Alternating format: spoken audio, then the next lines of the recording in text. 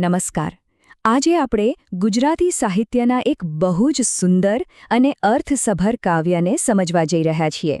આ કાવ્યનું નામ છે અષાઢ અને એના કવિ છે આપણા સૌના જાણીતા ઉશનસ. તો ચાલો આ કવિતાની સુંદર દુનિયામાં એક ડૂબકી મારીએ.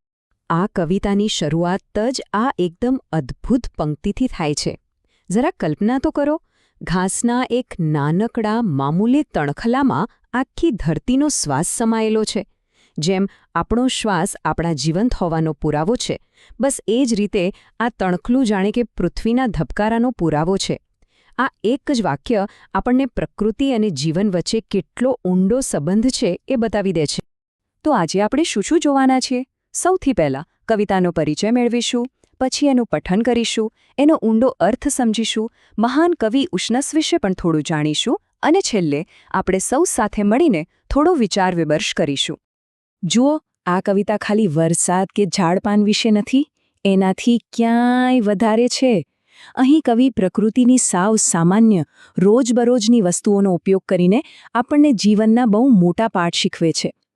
આ કવિતા આપણને એ સમજાવે છે કે જીવનની મોટી મોટી શિખામણ ઘણીવાર આવી નાની નાની બાબતોમાં જ છુપાયેલી હોય છે.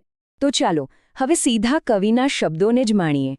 હું કવિતાનું પઠન કરું છું અને આપણે સૌ એના શબ્દો અને એનાથી મનમાં જે ચિત્રો બને છે એના પર ધ્યાન આપીએ. કવિ કહે છે કે અષાઢ મહિનામાં જ્યારે ધરતી લીલીછમ હોય ત્યારે એક નાનું અમથું તણખલું પણ ન તોડવું જોઈએ. કેમ ભાઈ? કારણ કે એ તો ધરતીનું ધાવણ છે, એ ધરતીનું પોષણ છે, એમાં ધરતીનો જીવ છે, એનો શ્વાસ છે અને એ એટલું નાજુક છે કે પક્ષી પણ એની ઉપર આરામથી સૂઈ શકે છે. હવે અહીં કવિ સવારની વાત કરે છે. એ કહે છે કે સવાર પડે એટલે પથારીમાં મોડે સુધી પડ્યા ન રહેવું. શું કામ? કારણ કે જે રીતે સવારનું અજવાળું અને ઠંડો પવન આવે છે અને થોડી વારમાં જતા રહે છે, એ જ રીતે આપણા ઘરે આવેલા મહેમાન પણ થોડા સમય માટે જ હોય છે. એટલે એમનો અનાદર ન કરવો જોઈએ. અને છેલ્લી કડીમાં કવિ એક બહુ જ સુંદર રૂપક વાપરે છે. રૂપક એટલે શું? એટલે કે એક વસ્તુની સરખામણી બીજી વસ્તુ સાથે કરીને એને એક નવો જ અર્થ આપવો. અહીં પહેલી મુલાકાતને આંગણામાં ખીલેલા ફૂલ સાથે સરખાવી છે. જેમ આપણે ફૂલને જોઈને ખુશ થઈ જઈએ, એ જ રીતે કોઈ વ્યક્તિ પહેલીવાર મળે ત્યારે મોઢું બગાડ્યા વગર એક સ્મિત સાથે એનું સ્વાગત કરવું જોઈએ. કવિતા સાંભળવાની તો મજા આવી, ખરું ને? હવે ચાલો આ સુંદર શબ્દોની પાછળ જે ઊંડો અર્થ છુપાયેલો છે એને જરાક ખોલીને જોઈએ. કવિએ જે રૂપકો વાપર્યા છે એને બરાબર સમજીએ. કવિતાનો પહેલો અને સૌથી અગત્યનો સંદેશ છે દરેક જીવ માટે આદર. કવિ માટે તો ઘાસનું એક નાનકડું તણખલું પણ પવિત્ર છે. કેમ? કારણ કે એમાં આખી પૃથ્વીનો શ્વાસ, એની જીવંતતા સમાયેલી છે.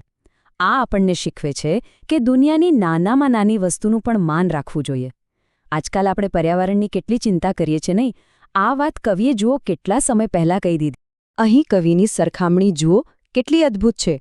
એક બાજુ કુદરતનો નિયમ છે, સવારનું અજવાળું આવે અને પછી જતું રહે, એને કોઈ રોકી ન શકે. બીજી બાજુ છે આપણું વર્તન. જેમ અજવાળું થોડા સમય માટે હોય છે, એમ જ મહેમાન પણ થોડા સમય માટે આવે છે. જો આપણે મોડે સુધી સૂતા રહીએ તો સવારની તાજગી અને અજવાળું ગુમાવી દઈએ. બસ એ જ રીતે જો આપણે આવેલા મહેમાનનું સ્વાગત ન કરીએ તો આપણે એક સારો સંબંધ બનાવવાની તક ગુમાવી દઈએ છીએ. આ જ તો અતિથિ દેવો ભવની ભાવના છે. અને હવે છેલ્લું રૂપક.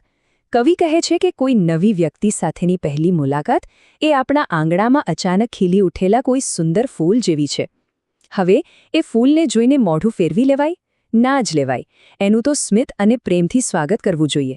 યાદ રાખજો, દરેક નવી મુલાકાત એક નવો સંબંધ બનાવવાની તક લઈને આવે છે. આટલા સુંદર શબ્દો અને આટલા ગહેન વિચારો આપણને જે કવિએ આપ્યા, ચાલો હવે એમના વિશે પણ થોડું જાણી લઈએ.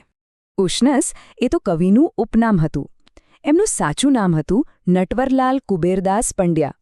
તેમણે નેપથ્ય, આર્દ્રા અને મનોમુદ્રા જેવા કેટલાય પ્રખ્યાત કાવ્યસંગ્રહો આપણને આપ્યા છે.